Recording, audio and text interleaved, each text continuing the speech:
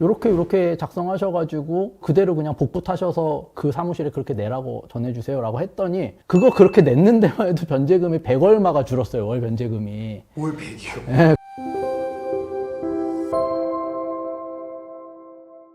개인회생을 고민하시는 분들은 사실 지금 좀 경제적으로 좀 어려운 상황이시잖아요. 그래서 변호사님은 좀 할지 말지 좀 고민을 많이 하실 것 같은데, 변호사 입장이긴 하지만 네. 선임이 정말 좀 필요하다고 보실까요? 정말 재산도 없고 근로소득자의 추가생계비나 이런 항목들 공제할 것도 없고 단순한 사건이다라고 하면 굳이 선임 안 해도 된다라고 생각을 합니다. 얼마든지 뭐 스스로 셀프로 하실 수 있다라고 보고, 자료가 복잡하지 않고 심플하다라고 하면은 얼마든지 뭐 엑셀로도 스스로 해보실 수 있지 않을까, 젊은 분들이라면 특히.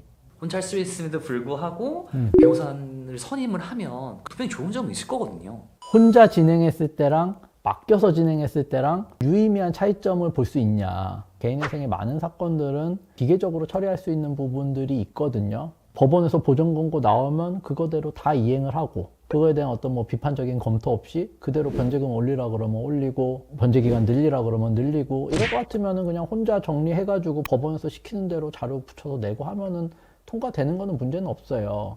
다만 이제 내 사건에서 뭔가 이런 일반적이지 않은 이슈들이 나올 것 같다거나, 뭐 재산을 팔았는데 아니면은 돈을 어디다 썼는데 이게 정당한 행위냐 아니냐, 뭐 이제 이런 이슈들이 튀어나온다거나, 아니면 뭐 부양가족으로 누구를 인정을 받아야 되는데 그게 어떤 자료들을 구비를 해야 되고 뭐 법원은 어떻게 설득해야 될지가 조금 애매할 것 같다거나, 이런 부분들은 사건을 잘 처리해 줄 수 있는 사무실을 맡기면 훨씬 더 큰 도움이 되겠죠. 최근에도 뭐 어디 뭐 위약금 내고 그냥 저희한테 다시 맡겼다, 뭐 이제 이런 분들 계셨어요. 처음에 뭐 상담을 할 때 변제금 어떻게 될 것 같다 했는데 막상 접수하려고 보니 전액 변제로 그냥 갈 수밖에 없을 것 같다, 뭐 이제 이런 식으로 나와서 이제 도저히 못 믿겠다, 뭐 이렇게 해서 맡기신 분들도 있는데, 보전 권고에 대한 대응 유무, 이런 차이가 결국에는 핵심적이지 않을까 싶거든요. 말씀하신 대로 혼자 있을 경우에 그러니까 소탐대실일 수 있겠다는 생각이 드는 게, 가격이 혹해가지고 싼 사무실 선택했다가 사건도 터지기도 하고, 그런 것보다는 애초에 처음에 올바른 사무실 좋은 변호사님 선임하는 게 저는 개인적으로 좋다고 생각을 하거든요. 얼마나 잘 대응해 주느냐에 따라서 뭐 그렇잖아요. 한 달에 변제금 10만 원만 낮춰도 36개월이면 360인데 그 정도 금액이면은 웬만한 사무실에서 개인회생을 다 진행할 수 있는 수임료에 해당하는 금액이긴 하거든요. 그러면은 수임료 50만 원, 100만 원 차이보다 어떻게 보면 더 큰 결과로 이렇게 다가올 수 있는 거니까, 돈이 아깝지 않다라고 느끼시려면 소통이 좀 잘 되는 사무실인 게 제가 봤을 때는 제일 좋은 것 같아요. 회생이라는 거는 서류를 내면 끝나는 게 아니고 신청자가 대응할 수 있는 그런 상황들이 많이 생기는 거라고 보면 될까요? 대부분 사실 합리적이고 맞는 보전 권고가 나와요. 그러면은 그 부분은 당연히 성실하게 설명을 하고 자료를 제출해야 되고, 적절하지 못하게 채무를 사용한 부분에 대해서는 뭐 청산가치 반영하고 해야겠지만, 간혹 가다가 너무 과한데 이것까지 이렇게 변제율을 올리라고 하는 경우들이 종종 있어요, 왕왕. 근데 그런 부분들은 잡아주고 걸러줘야 되는데, 그거 하라고 사실은 선임하는 거잖아요, 변호사를. 근데 이제 그것조차 없이 그냥 무지성으로 보전 권고 이렇게 나왔으니까 그냥 이렇게 따르세요, 그런 사무실일 것 같으면 선임이 무의미하지 않나라는 말씀 드리고 싶은 겁니다. 부부가 개인회생을 진행하셨어요, 저희 의뢰인 중에 한 분이. 근데 남편분은 다른 사무실에서 진행을 하셨고 아내분이 저희 사무실에 한 건데, 남편분이 먼저 개인회생을 진행하시다가 그 사무실이 너무 마음에 안 들어가지고 이제 저희 사무실에 이제 아내분을 해주신 거거든요. 근데 이제 재밌는 게 두 부부가 다 개시 결정까지 잘 돼서 후기를 남겨주셨는데, 남편분 본인이 진행하는 그 사무실에 자기가 알아봤을 때는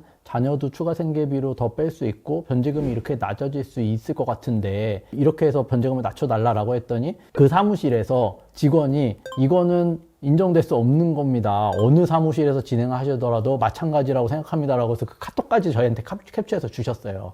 근데 이제 저희 그 직원한테 그거를 이제 물어보신 거예요.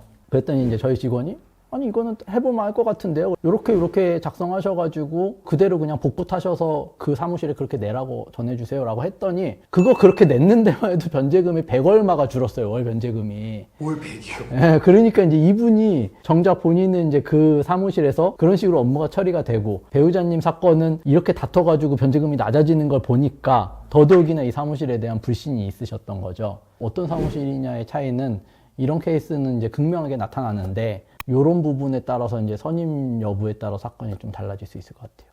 어느 정도 서류 막 준비하고 3분의 1 되는 과정을 한 다음에 이후에 좀 변호사가 필요할 것 같아라고 이후 선임하는 경우가 있잖아요. 변호사님은 이전 서류까지 다시 다 보고 바꿔야 되는 경우도 있는. 맞아요. 네. 간혹 이런 분들이 있어요. 그러니까 저희 연락하셔가지고 맡기고는 싶은데 내가 이미 딴 데 맡겨놨다. 근데 거기 연락이나 소통이 잘 안 돼서 당신 영상 보니까 요거는 요런 식으로 다투면 될 것 같은데 계속적인 자문만 해주면 좋겠다라고 하시는데 결국에는 근데 저희 사무실에서 시간과 노력이 거기에 투입돼야 되는 거고 단면만을 보는 게 아니라 처음부터 모든 서류들을 다 보고 뭐가 잘못되고 추가로 어떤 게 나가야 되는지를 봐야 되니까 결국에는 처음부터 사건을 저희가 맡아서 하는 거나 중간에 들어가서 이걸 보는 거나 크게 차이가 없거든요. 오히려 잘못 애초에 해놨으면 그거를 다시 바로잡아서 뒤집는 게 더 힘들잖아요. 그렇죠? 물론 이제 상당 부분이 진행이 됐고 특정 포인트만 잡아주면 된다라고 하면은 모르겠지만 그게 아니라 전반적인 것들을 다 검토가 필요하다라고 하면은 중간에 뭐 선임을 하신다고 해서 그게 그렇게 크게 달라지진 않을 것 같아요. 제 생각에는.